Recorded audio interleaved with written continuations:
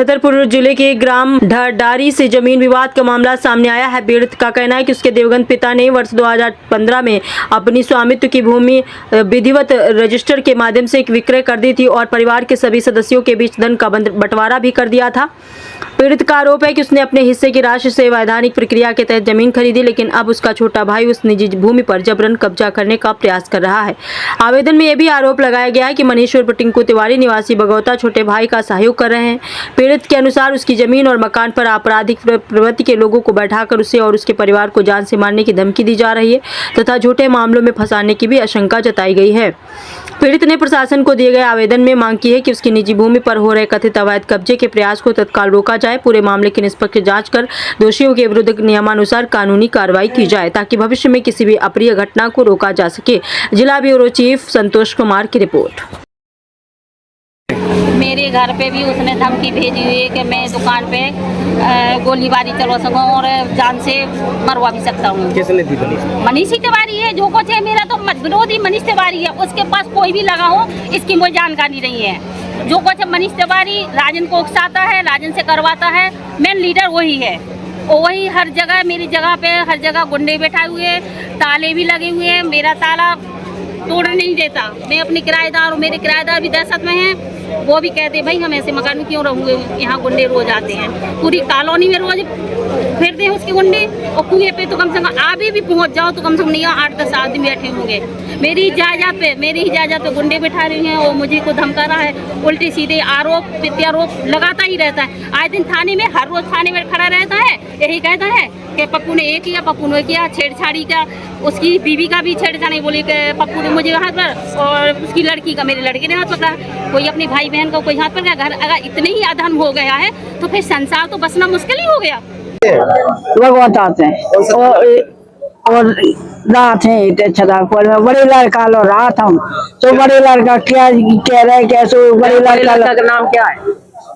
राजपूत पुष्पेंद्र राजपूत। क्या घटना है? बड़े लड़का की जमीन पे कब्जा कर लो मनीष तिवारी ने। क्या करिए मनीष तिवारी के और लड़का का खवाऊ पिवाऊ थे और पैसा दे। कौन है मनीष तिवारी? बोले को लड़का छोटा वाला। कैसी धमकी देते? वो कहते कि पैसा लिया और सब कब्जा करो। छोटे लड़का का हमारे खवाऊ पिवाऊ थे और पैसा दे।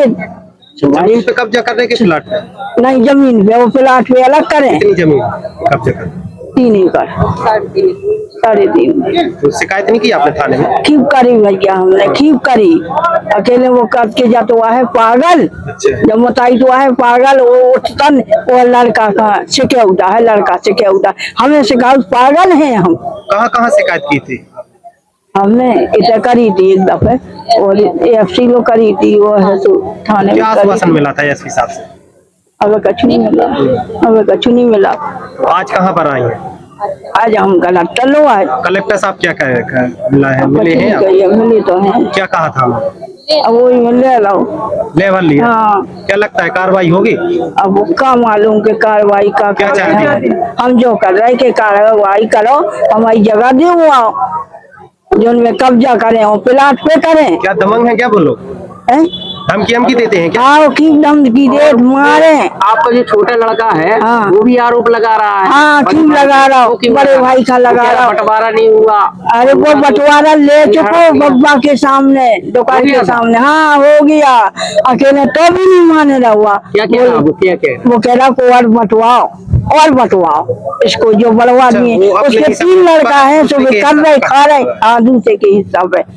और हम वो बंटवारा होगा तो पहले बब्बई के सामने होगा। वंदना राजपूत है, हाल निवास मेरा बहनों के पास है। बगौता की रहने वाली हूँ, लेकिन हाल निवास मेरा यहीं पे है। वैसे जहाँ रहती है वहाँ सिटी कोतवाली है, लेकिन मामला है मेरा सिविल लाइन का। कैसे बगौता में मेरी जमीन है। मेरा पूरा मामला ये है कि जो मेरी जमीन हुई है बाप से पूरा हिस्सा का बंटवारा हो चुका। जो कुछ पैसे बाप को देना था वो दे चुके। कब हुआ था? वही 2014-15 के बीच की बात है। और तब उन्हें दोनों लड़कों का लड़कियों का सबका बंटवारा कर दिया।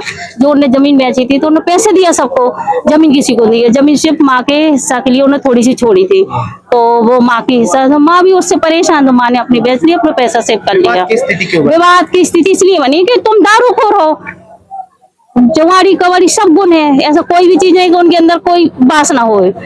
अपना सब कुछ अपना सब कुछ उन्हें ठिकाना गंवा दिया। और अब मनीष तिवारी के संरक्षण में है वो ज्यादा।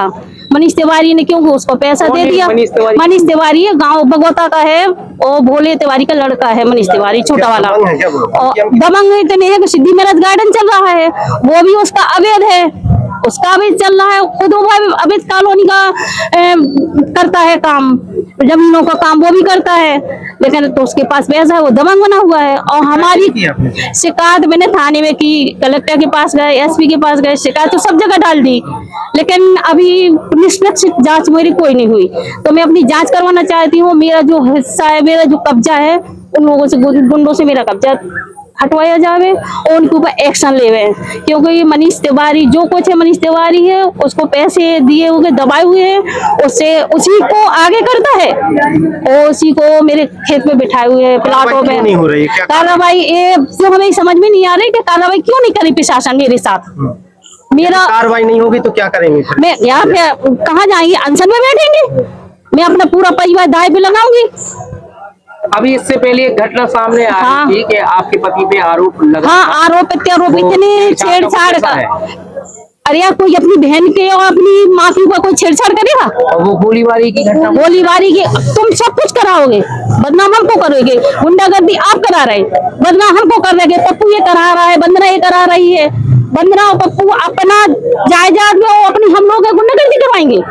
मेरी जायदाद में तो अपना जायदाद लेना चाहती हूँ, और मेरा कब्जा मेरे पास सब कुछ है। अगर उसके पास कुछ है तो वो अपना भी बतावे कि मेरे पास है। जब बंटवारा हुआ था उसकी लिखित उसके पास मेरा सब है, जो बाप ने दिया है वो उनके पास पैसा, तुम अपना पैसा कहीं भी डालो, मुझे क्या लेना देना। मैंने अपना पैसा सेव किया, मैंने उसकी पैसों की अपनी जमीन जायदाद खरीदी।